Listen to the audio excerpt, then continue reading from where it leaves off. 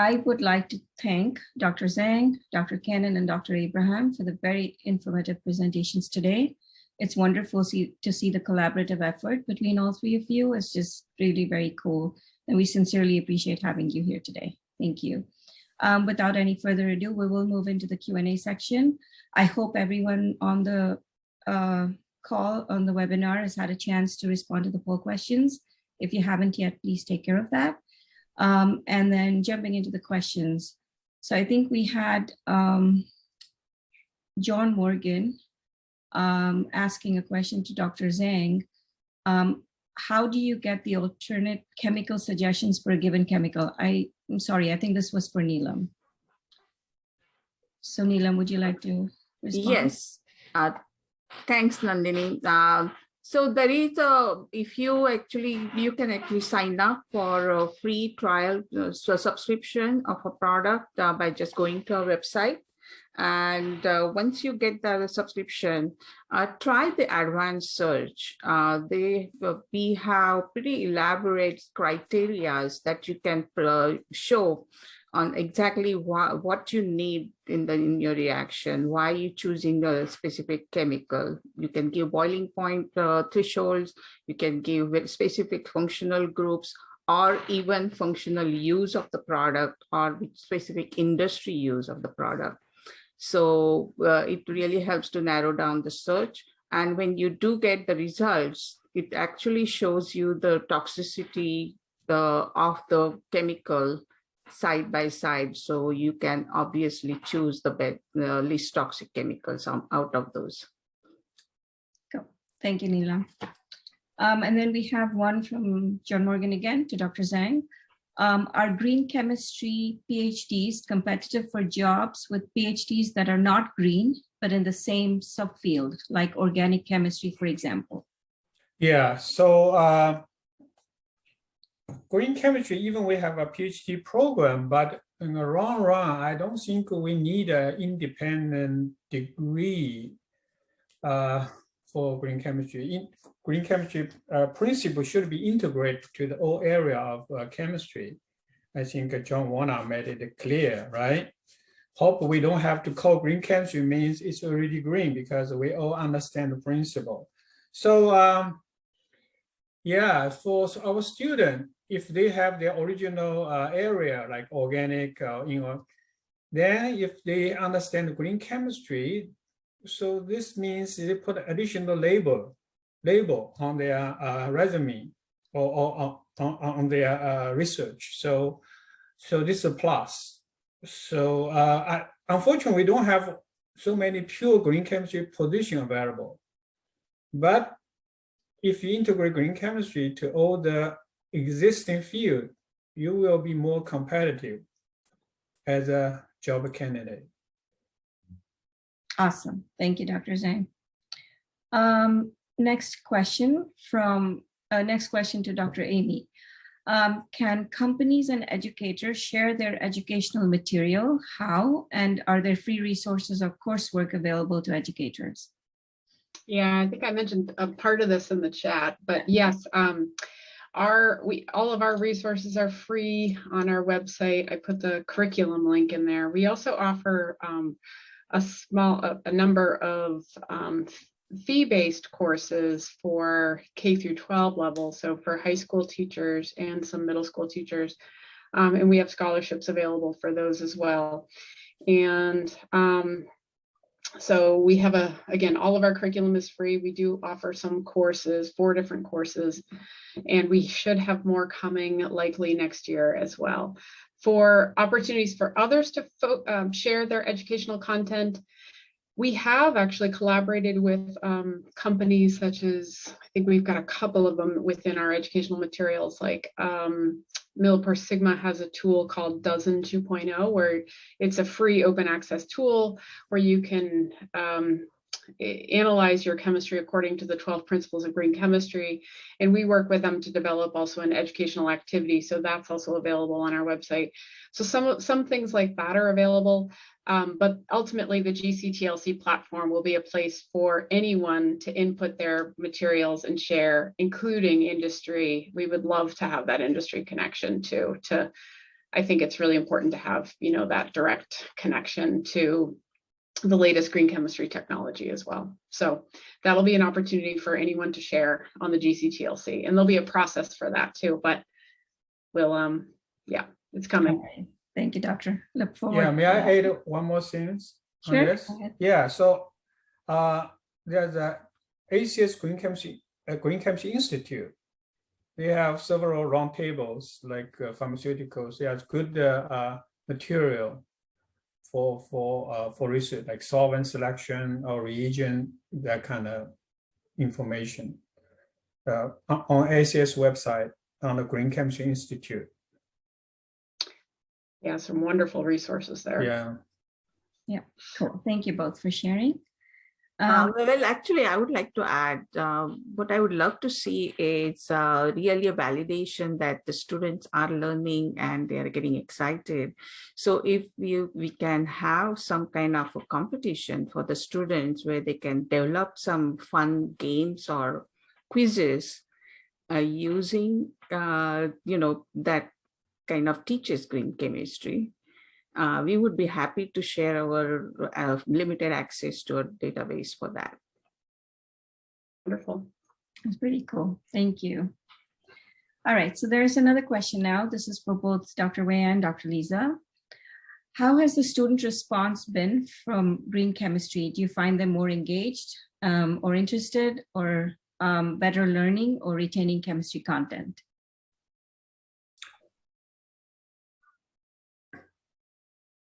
Lisa, you want to go first?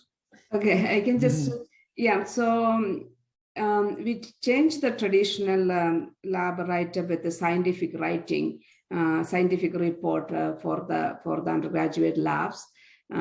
So we could see when we are marking grading, we could see that there is more involvement, like they need to do a literature search on the green chemistry principles and sustainability topics and things like that for them to write a scientific report. So you could see that the quality of a report was consistently improving. Also, we also did some survey for the student. Actually, all of the labs we did survey, and especially the guided inquiry, students were really excited. They said, this is what we like to do it.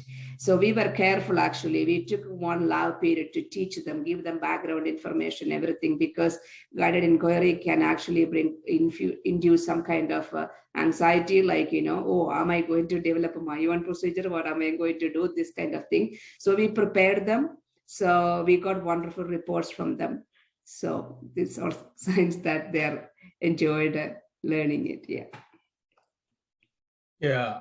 Our program is more focus on the research PhD program. So yeah, student, if as I mentioned in my slide, if student want to get a PhD in green chemistry, they have to take 2 courses, toxicology and introduction of green chemistry, in addition to the courses related to their particular field. So yeah, student, after they had these 2 courses, green and toxicology, they will be more aware of the social responsibility, not just research. They have to address the issue, side effect of chemistry. So and also it's good for their publications.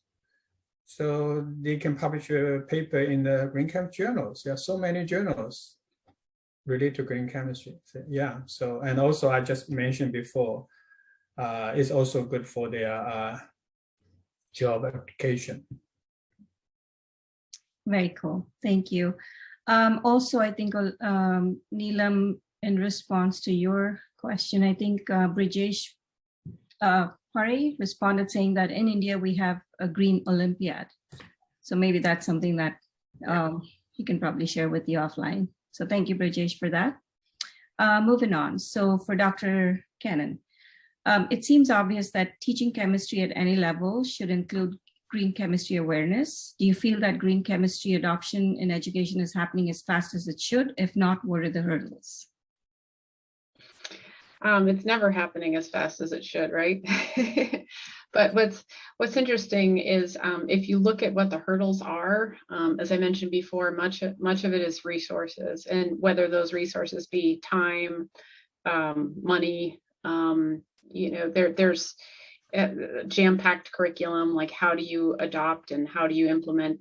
I mean, I think all of the hurdles that we see in green chemistry are not unique to green chemistry, but they're unique to just changing your curriculum. Changing your curriculum is hard, right? It takes time and it takes resources.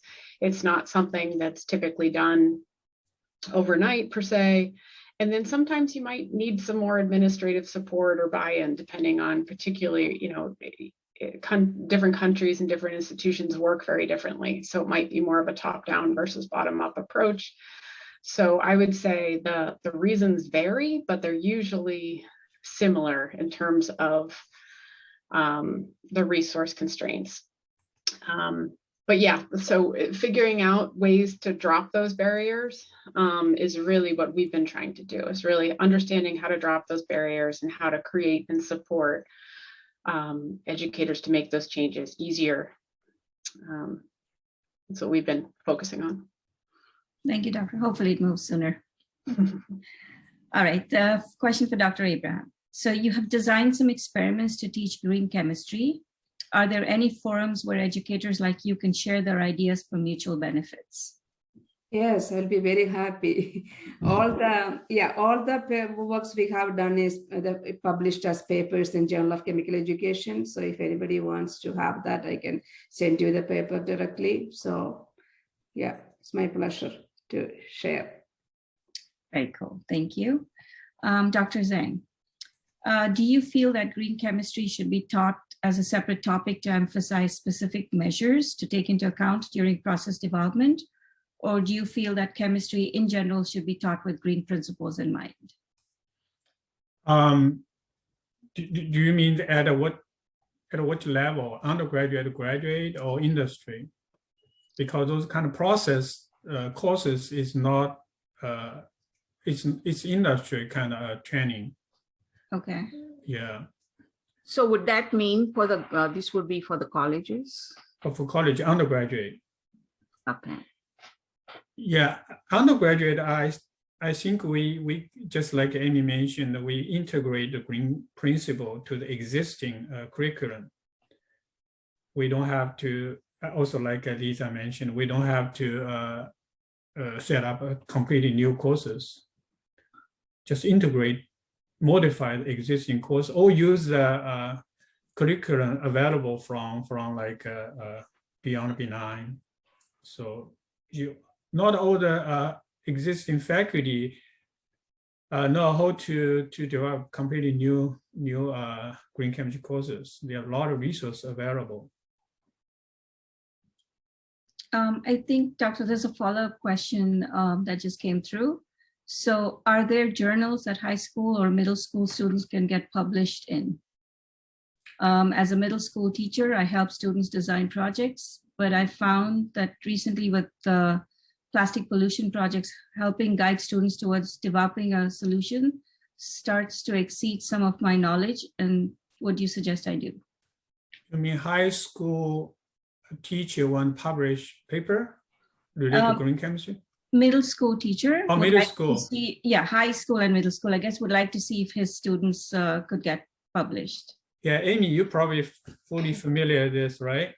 Yeah, we've seen some, and I love this, that you're, teaching sort of innovation. We actually have a good number of units on invention education, really getting middle school, starting at middle school level. Sorry, my cat might jump up here again. But what's a Zoom meeting without a cat? So, we've seen a lot of success with this with the invention education community.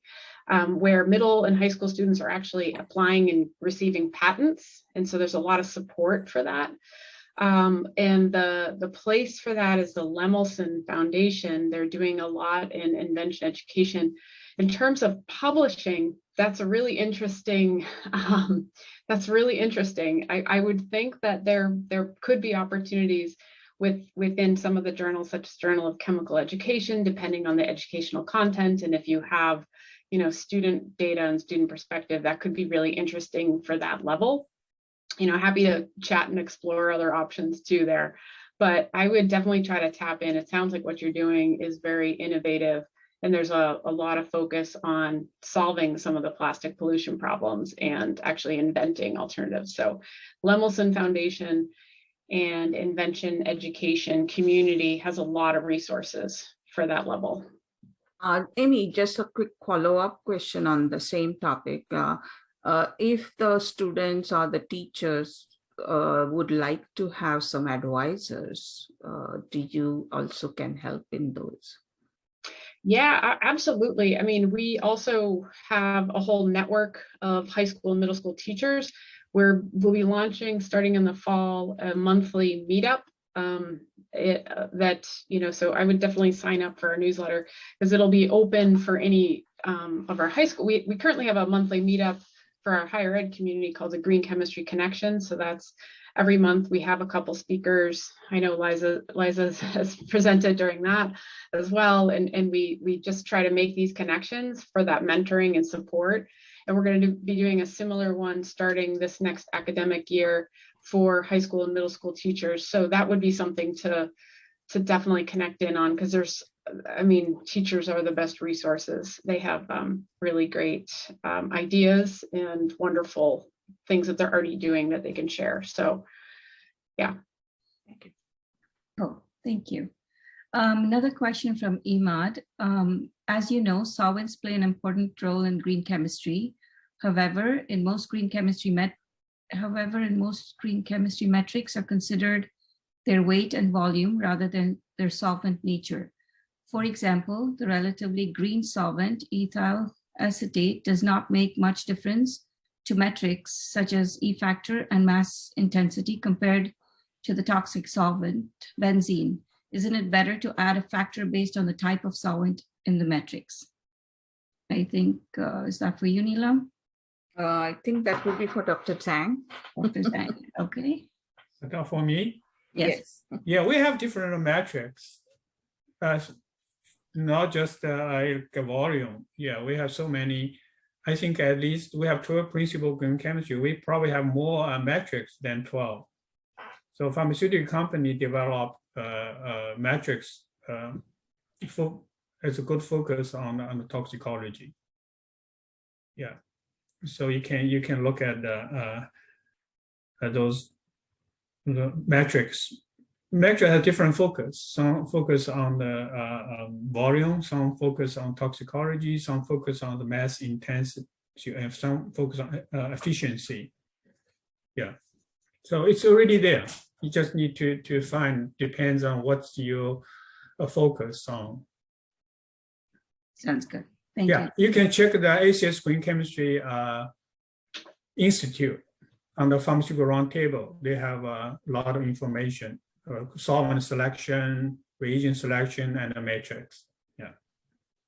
Cool. Thank you very much. Yeah, and I would say some of those tools that I mentioned, like the Dozen 2.0 tool, the company MANE also has a green motion tool. They do have those types of questions in there and things that are giving, because solvents, it's volatility, it's flammability, it's toxicity. There's many more things to consider than just one thing, right? So I would say most of those tools do have those additional components within them, but you're absolutely right. It's beyond, it's multiple factors. Cool. Thank you both. I think we are about at time, 3 minutes left. So I would like to take this opportunity to thank Verdiscam, Neelam, everyone working in the background, and also our presenters. To each one of you, thank you for your time today. And to our webinar attendees, we sincerely appreciate you all today. I hope you found this very useful, and we look forward to seeing you at our next webinar. Information will be posted soon for the September webinar. So thank you, everyone. Have a wonderful week. Thank you, Nandini. And now please let me know, we will be having another webinar sometime in September. I think this would be focused more on the cosmetics and the household products. Should be very interesting. So stay tuned. Thank you. Thank Thank you, you. everyone.